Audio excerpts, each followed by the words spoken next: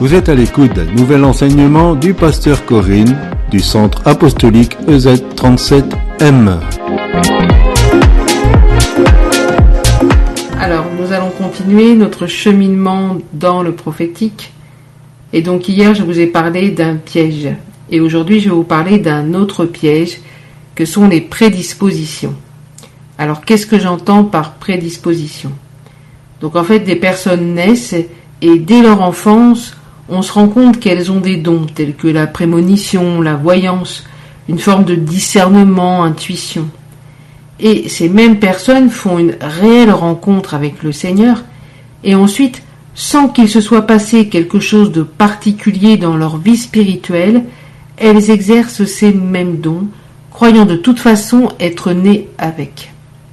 Alors, j'aimerais dire que cela est du mensonge et de la contrefaçon utilisée par l'ennemi afin de ne pas faire entrer ces personnes, écoutez-moi bien, dans leur véritable destinée en Dieu.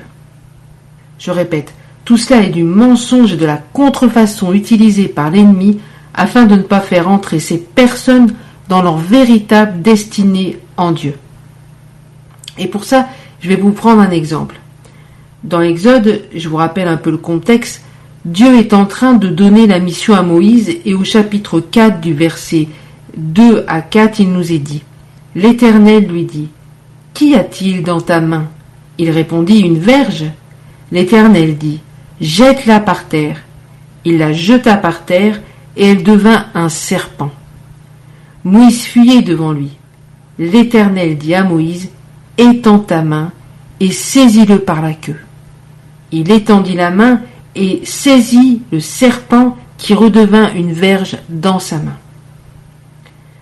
Moïse, en fait, avant même sa naissance, avait été choisi par Dieu, tout comme chacune d'entre vous. Vous avez été choisi par l'Éternel des armées. Et Moïse avait été choisi pour devenir le libérateur du peuple hébreu. Et d'ailleurs, à plusieurs reprises dans la parole de Dieu, nous retrouvons en lui les traits d'un libérateur. Par exemple, lorsqu'il prit la défense d'un de ses frères et qu'il tua un Égyptien. Ensuite, lorsqu'il prit la défense des filles de Jéthro dans le désert. Moïse avait un cœur de libérateur. Mais cet appel allait être épuré dans la chaleur du désert pendant 40 longues années. Et pendant ces années, on peut imaginer que Moïse avait dans sa main un bâton. Un bâton sur lequel il devait s'appuyer pour marcher, gravir des montagnes.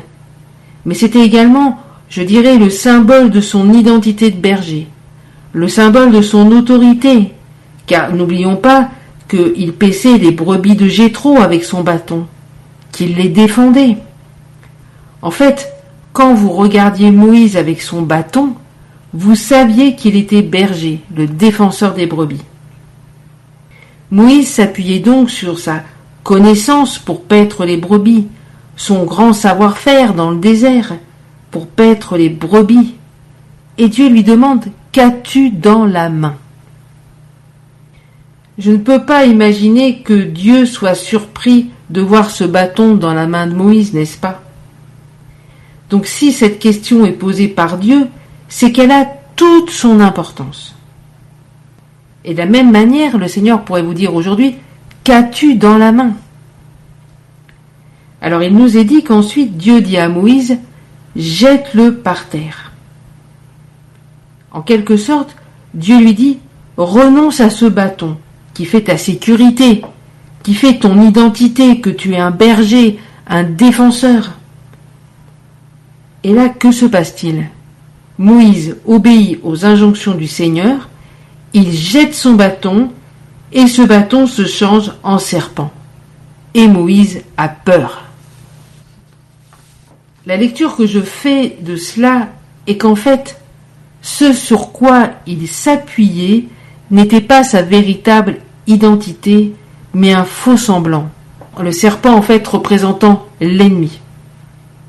Moïse avait une prédisposition, avait un cœur pour être libérateur, et cela dès le ventre de sa maman. Cependant, il a voulu entrer dans sa destinée sans passer par un face-à-face avec Dieu. Et en voulant entrer dans sa destinée, en jouant au libérateur, on sait que cela a tourné au cauchemar. Et Moïse est devenu un meurtrier. Et la peur l'a saisi. Et il s'est enfui.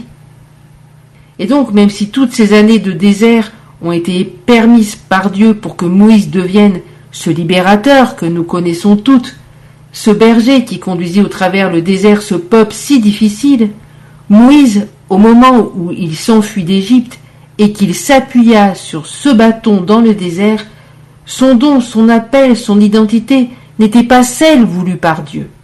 Vous me suivez ? Donc nous verrons la suite la prochaine fois. Je vous mets un peu en haleine. Allez, réagissez.